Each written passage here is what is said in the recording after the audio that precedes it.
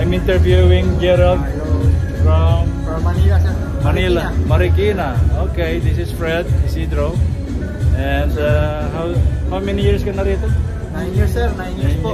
Oh, okay. Nag-start ako sa Gali Utility, dishwasher, cleaner. Okay. And promote ako last year. Oh, that's very good.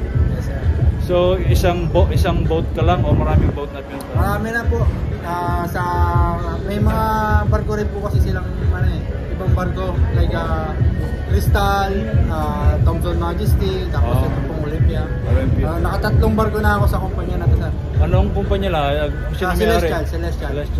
Sino may-ari? Turkish? Greek. Greek?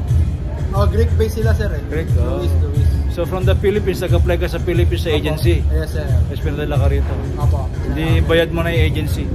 Ngayon may bahay ka na at lupa? Wala pa, sir, kasi dati yung nag-imbisa ako, utility, hindi ganun kalaki sa akin.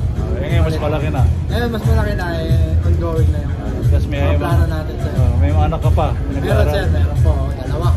Sige, ilang taon na? Isang 15 years old, tsaka isang 6 years old. Sige, pagbuti mo pagtatrabaho, ha? Salamat po. Okay.